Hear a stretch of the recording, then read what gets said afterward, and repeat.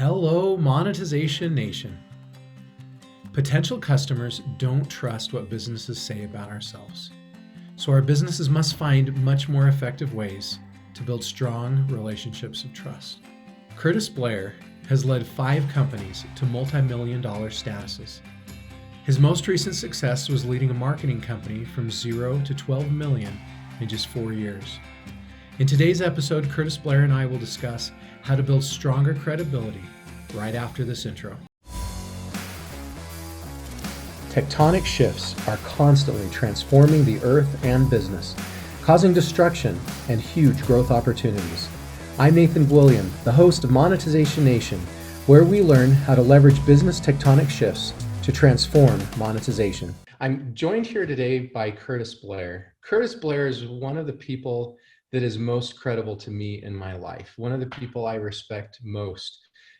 Curtis and I met when I moved into a neighborhood in Spanish Fork, Utah, and Spanish Fork became one of my favorite places in the world. It's it's a small community outside of Provo, Utah, and you could still, at least when I lived there, you could still get off the freeway at farm fields and still lots of horses and it felt like you were out of the city. But you still were close enough to the city. You had a lot of those conveniences, and I fell in love with that community. There's a river that flows just on the north side of the community, and there's a bridge that crosses from the community over this beautiful park on the other side. And there's a river trail that goes along that river that just helped me fall in love with that community initially. It was one of those that we went and looked at the home and it was a no-brainer to buy it. And then after there, I remember Curtis helping me move in and hang pictures that very first night that we had moved in. And Curtis became a great friend. We trained a bit for some triathlons, and he's a serious triathlon athlete. I am a wannabe triathlon athlete, but he was great. He was kind enough to bring me along with him and help me be able to do a little bit of that and mentor me through that process. And that was a lot of fun. And he and I also did some church service together, and I was very grateful to learn from him. His attention to detail and his organization, his thoughtfulness in leadership was amazing to me. Well, thank you. Those are kind words. And I do remember those days. Each one that you mentioned, it brought back some great memories. And the day that we helped you move in, the Williams have beautiful artwork. They are a family that appreciates culture and the cultures of the world. They appreciate faith. They appreciate their relationship capital. That's something I hope to speak to a little bit as we move forward. And I do remember getting in those wetsuits in the early mornings and swimming in the cold temperature water. Boy, those were great. Those are great memories, Nathan. Thanks for bringing those up. That's awesome. But we miss you. We love the William family, and we look forward anytime our paths can cross. So thanks for letting me participate on your call today. We definitely miss your family and miss Spanish Fork, Utah as well. So let's talk about your credibility for a second. So Curtis has led, in addition to being an amazing person, he's also an incredible businessman. Curtis has led 5 companies to multi-million-dollar status. His most recent success was Frog Hair Capital, which is a marketing company that he took from 0 to 14 million in 5 years. He's orchestrated 4 successful exits and has placed 2 companies on Utah's top 10 listings. He's directed marketing teams for the international brand Fila. He founded Marketplace Cafe, a full-service bureau assisting companies with online selling campaigns on platforms such as Amazon, eBay, Walmart's Jet, Etsy, Instagram, Facebook, MP, and others. He is the father of 5. He has an amazing family. He's married to the very beautiful Lisa Erickson, and he is someone that you want to be with. I've heard the phrase before that you're the average of the 5 people you spend the most time with, and he's one of those 5 people that you want to average out to be like. You know, that phrase describes him. Very generous of you, Nathan. And a lot of those words can be and have been said of you, but Yes, thank you. Thank you. Those are very kind of you. But like you said, you surround yourself with great people, and I consider you among my close network that way as well. Thank you. And I am definitely a better person because of that involvement with you. So are there any stories that come to mind for you that you'd like to share of Yeah. Oh, businesses that absolutely. Yeah. in As I your thought lives? about it, yeah. No, that's great, Nathan. Thanks again for the opportunity to speak on it. I mean, um, what you've really described is what I think you could maybe summarize in a nutshell as social capital. It's not uncommon for us to, as business minded individuals, to kind of steal from the world of economics a phrase like social capital to maybe help you know quantify something that's really kind of hard to measure, frankly. Social credibility or credibility marketing. I mean, it's not something that's easily quantifiable, um, but it certainly exists. But it's not something that's so quantitative. Rather, it's qualitative, and that means that there's a feeling to it. There's an art to it. It's not all science. Social capital takes a little bit of what I call the three R's. It takes being real, being raw, and being relevant. And by raw, I just mean being organic. And I think those are the key ingredients to developing an online social community. Is to be consistent, to be regular, to be organic, which is the word I used, raw, earlier. To be dynamic, to be entertaining, to be thought-provoking, to use language and stories that are evocative and that are compelling. And then personal, be a little vulnerable. I think that's part of what comprises social capital. And so I recall, I wish I could find this ad, but I remember when Instagram first became a thing, and then a lot of social influencers were being paid big dollars to do some, advertising, marketing, and it didn't take long for people's, I guess I would call it kind of their crap meter to go off, their BS meter, and be like, that is not authentic, that is not genuine, right there. And I remember the first ad I saw on Instagram about a celebrity that was walking through the airport, and she was dragging her very beautiful piece of luggage. It was one that could be used for an executive or for a fashion model or for the day tripper or the jet setter. It was very versatile, nice looking bag. But she went in and described the wheels, the ball bearings, the handle, how it would adjust to 3 different sizes, how many different pockets there were. And it was supposed to be some sort of off the cuff, hey, I've just got off the plane, I love my piece of luggage, but it was just so inauthentic that it almost was done in poor taste. And that's when, I realized that even I would have to change, and everyone was going to change. There was going to be this tectonic shift that you're talking about, these mega shifts that were taking place in how we would approach marketing. That if we didn't find ourselves being a little bit more real, a little bit more raw, and a little bit more relevant, we would be left behind.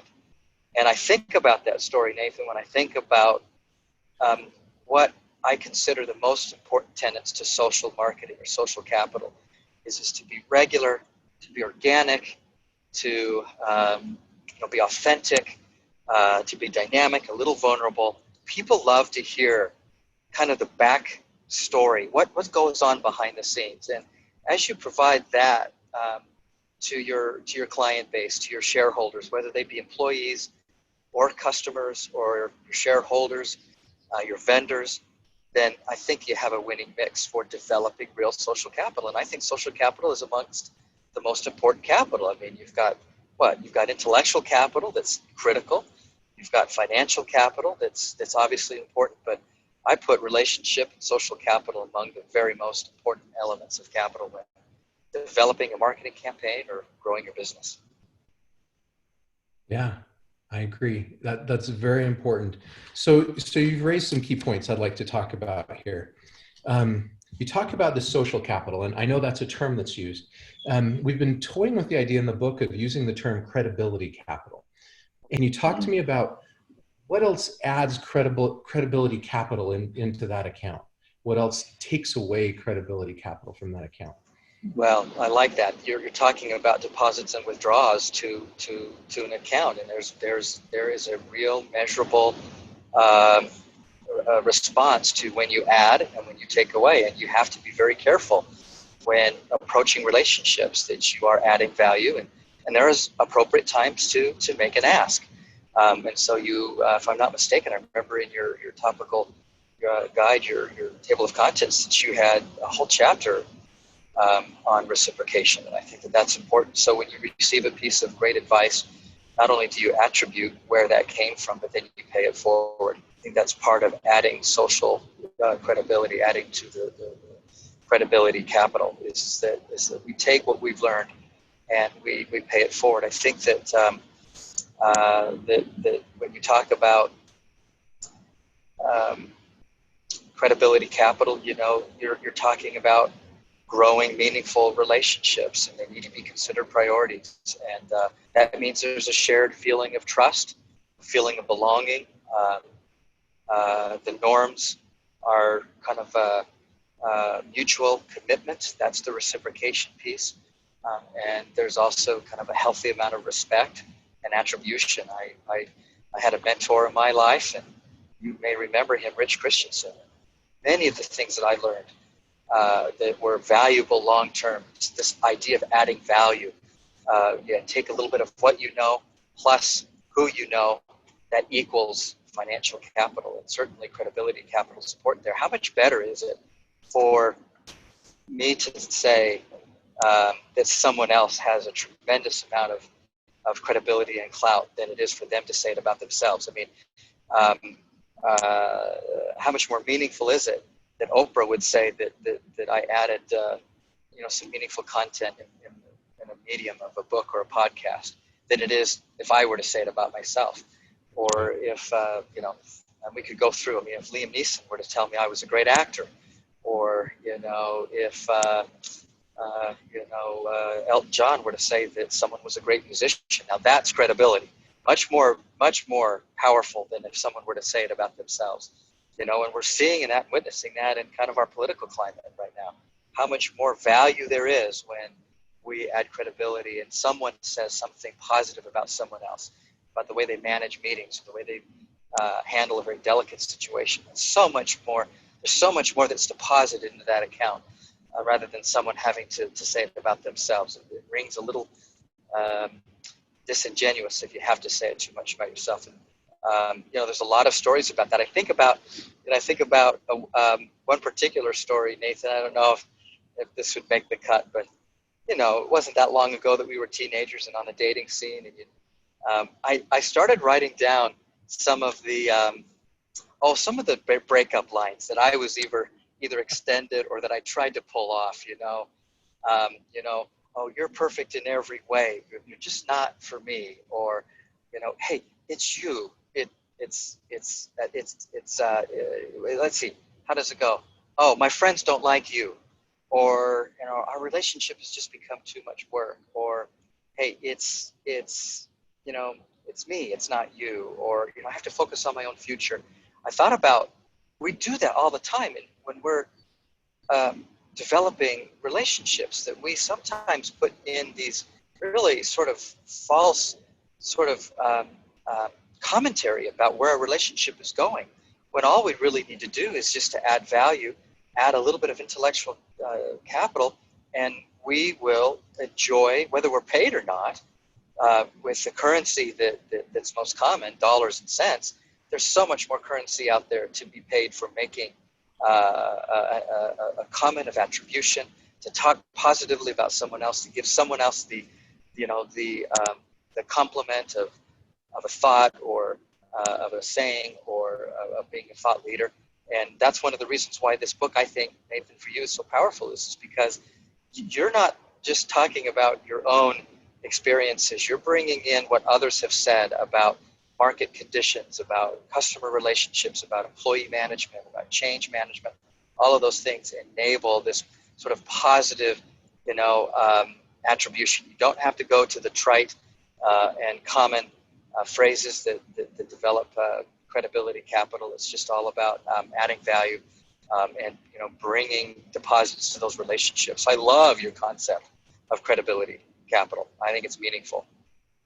So one of the points, one of the secrets of credibility is being there in the hard times. And I don't know if I've said that exactly right, but it sounds like that's what you're saying a little bit, is when you had to take a stand or when you guys went through something tough together, it helped build that deeper relationship and that deeper credibility in the relationship, because they could trust you to be there for them when times were tough. You weren't just there when times were good. You were there when they really needed the help or when it was hard to be there for them. So in a business sense, we can apply that when an employee is going through something tough, right? They're sick with COVID or their wife is going through cancer. As we are there for people when times are tough, that's when we can build the most loyalty or the most credibility capital. Or when our customer is going through a customer service situation, right? If their company's facing bankruptcy and we let them out of a contract that we didn't have to let them out of, right? You do something for somebody when they really need help. And that's how you build the relationships that last, that are built on that true credibility. You're absolutely right, Nathan. As I get together with other, associates in the industry and friends and those that kind of helped me get to where I got to, and some are older and some are younger, we get together for lunch. We don't talk about our successes. We don't talk about the great things we talk about the hard things. We talk about the scars. We roll up our sleeves and show each other our battle wounds and talk about, boy, did I ever learn this lesson. Oh, I've got nothing, or you've got nothing on that. This is the lesson I learned. This is what we went through. And those are the things that we reminisce about, are the topics. That's when character really shines. That's when when the rubber meets the road. You've got to, so it's the battle scars. It's not our successes that we enjoy talking about over steak fajitas.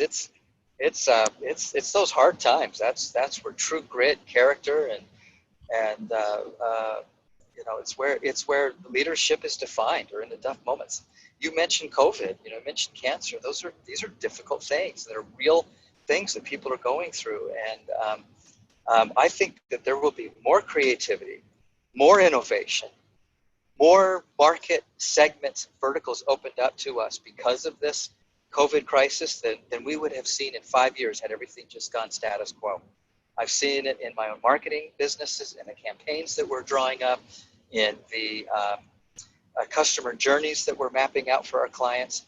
We are becoming much more creative, engaged, vulnerable. All of the things that you're talking about, Nathan, in this book could not be more timely than for us to come out of a crisis like this with our chins up and our heads held high. It's such a timely message. And you're not wrong. It's those times where true character, true innovation, some of the greatest thought leadership, I think, will come out of our communities, out of our cities, states, our nation, our businesses, our families, and neighborhoods that we'll see probably in the next 5 years will come as a result of this crisis in the next 12 months. Next question I have is adding value. You've brought that up several times. Do you have any stories or examples of how you've added value, or you've seen someone else add value that's worked really well to gain credibility? I love that question. I was asked it not very long ago, and maybe there would be those that are listening in that might identify with this. But when you leave an organization, whether you on your own terms or not, or you sell a business, there's this awkward period of time when you've got to transition things over, and that's the moment at which your barometer of how you add value is probably under a microscope.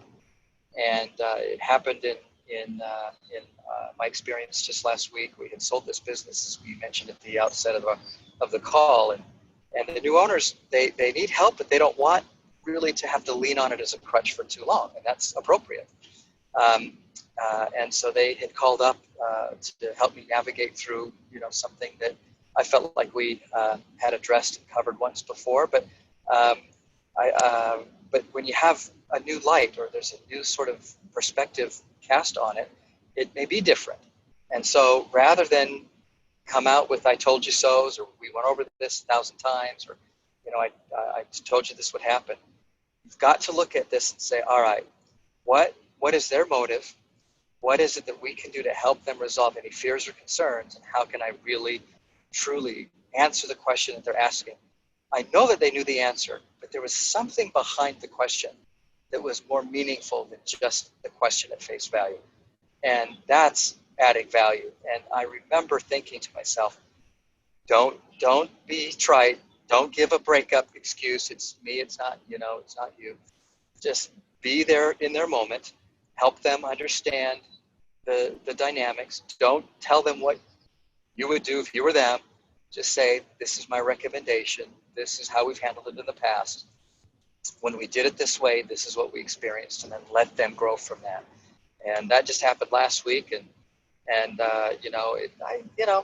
there's a little bit of selfishness in me that wanted to come out, but gratefully, after enough years of tempering and learning, I've overcome that tendency to want to, say that I was right, whatever else. But to add value sometimes means that you have to put your ego in your back pocket for a moment. Just make sure that you're delivering a relevant and important response or a comment, because you never know. As I was saying earlier, got to be good to the people on your way up, because you may need them on the way down.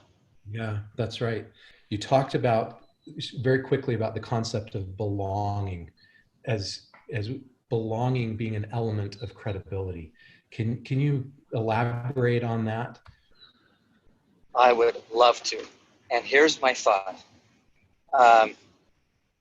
If the internet has shown us anything, it is that distance is not dead. And I believe I took that phrase from a book by David Brooks, The Second Mountain. And I've thought over that more than in the last couple of weeks than ever, because I've thought, all right, if the internet has done anything, it's shown us that that place matters. It matters as much now as it ever has been. If you think about your Facebook friends, you know that most of them live within a 100-mile radius of you. If you think about the colleges that your kids go to, most of them are choosing colleges within a 30-minute drive. You think about the way that your friends dress. They dress similar. I remember when I moved from Connecticut to Denver, Colorado. In Connecticut, all of my friends wore black rock t-shirts. I moved to Colorado, and what was in style were button-up jeans, 501 button-up jeans. And I thought, who buttons up their jeans? Well, all of my friends in Denver, Colorado did that. Behavior is highly contagious. And you'll see that in friends that dress similar. You'll see that it's been shown in socioeconomic studies that have been made, that you've got suicide and obesity that are happening in networks, in pockets of communities. And the same can be true of all those things that are positive. And so as I think about that, about belonging, how important it is that we respect the law of association, which is become like those that we surround ourselves with. And that we become a part of their social network as well. There's that law of association.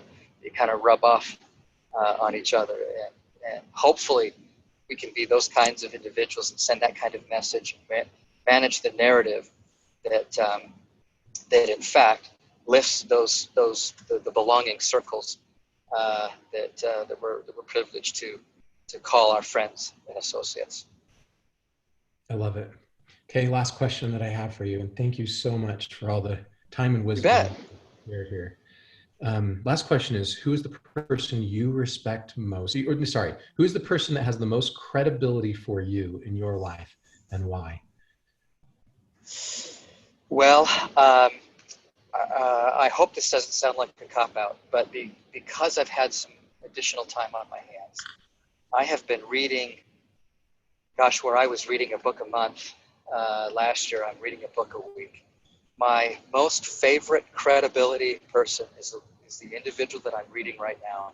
And that'll change when I pick up another book next week. And maybe on an aside, Nathan, I'll share with you some of my favorite 10 books that I've read this year already.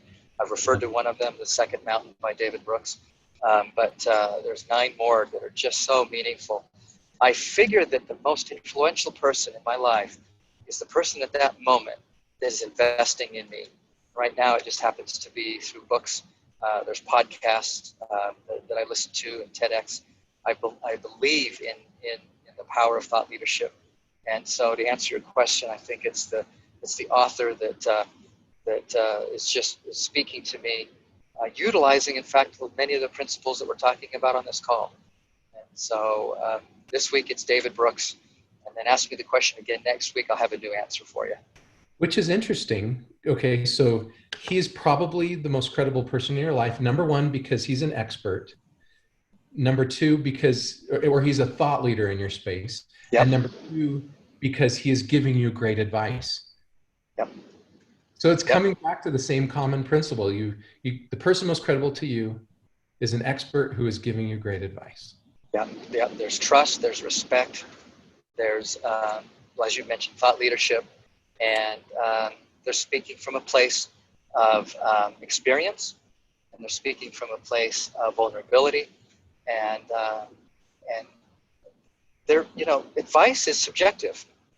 I think it has to be received just as much as it has to be given in order for it to be good advice. Good advice at the wrong time is not good advice. Yeah. And so it's more than just that. I think it's a timely piece of knowledge. And you know what? I may not be mature or prepared or ready for it, but it still could be good advice. Yeah. Okay. Any last points you want to share? Any last story or comment about credibility?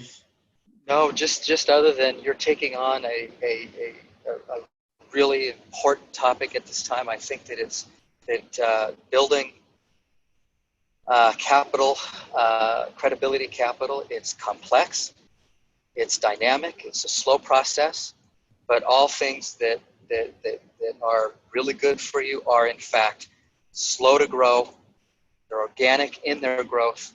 They're relevant.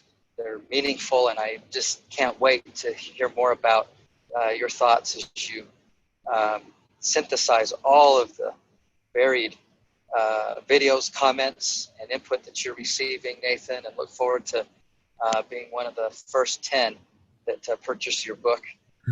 Even if I have to run up to your garage, what are you, 500 miles away now? I'll do it just to be amongst the first, but I demand a signed copy, personally signed. I will send you a signed copy that you don't have to buy. All right. Okay. Really grateful for your time. Thank you. You got it. You bet. Thank you, Nathan. If you enjoyed this interview and want to learn more about Curtis, you can find a link to his LinkedIn profile on the Monetization Nation blog. Thank you so much, Curtis, for sharing your stories and knowledge with us today. Here's some of my key takeaways from this episode. Number 1, be real, raw, and relevant in our marketing. Our customers can tell when we're being inauthentic. Number 2, add value to our relationships and prioritize those relationships. Number 3, sometimes adding value means swallowing our pride and letting the other person figure things out on their own. Number 4, when experts, customers, and other credible sources talk about us, it's much more credible than when we talk about ourselves. Number 5, be there for people during the hard times to establish stronger relationships. Number 6, surround ourselves with people who we want to be like. Number 7, listen to experts and thought leaders who speak from experience and vulnerability. Did you like today's episode? Then please follow these channels to receive free digital monetization content.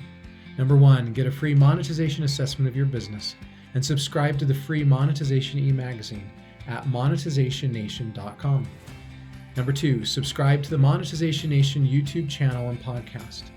And number 3, follow Monetization Nation on Instagram and Twitter. What successful credibility strategies have you seen in your career?